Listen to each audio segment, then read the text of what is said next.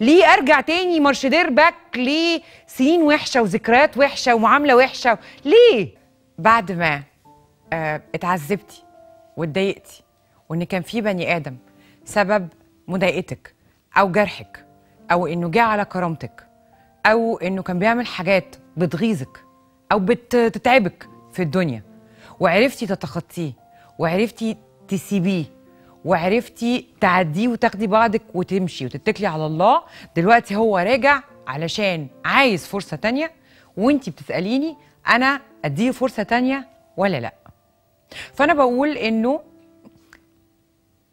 بنسبة ضئيلة قوي ممكن ندي فرصة تانية، لكن أنا ليه أدي فرصة تانية مع واحد هو لما ممكن أدي لنفسي فرصة تانية مع واحد جديد؟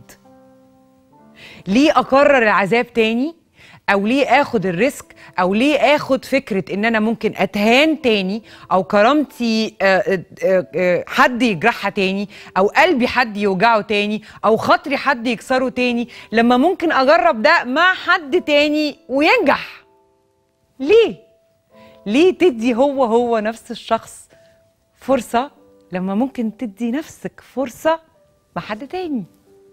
واللي بيقولك السوق قفل والدنيا ما فيهاش رجاله محترمه، خلاص الرجاله خلصت من الزمن وكل الرجاله الكويسين اتاخدوا واتخطبوا واتجوزوا، لا، نصيبك كده كده هتشوفيه.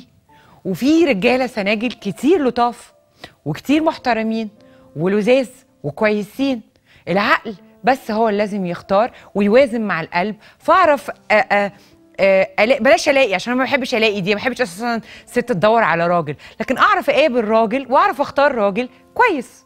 والسوق زي ما في مضروب في مش مضروب، وزي ما في رجاله لا حول لهم ولا قوه في رجاله لذيذه وفي رجاله محترمه وفي رجاله تنفع. ما تخليش حد يسمعك جمله والله اللي احسن اللي معاكي ده احسن من اللي مش معاكي، واللي تعرفيه احسن من اللي ما اعرفوش. لا، لان ممكن اللي ما اعرفوش يبقى احسن بكتير من اللي انا عرفته، لان اللي عرفته وجعني ضايقني زعلني سابني ومشي كسر بقلبي. يبقى ليه ما اديش نفسي فرصه مع راجل جديد؟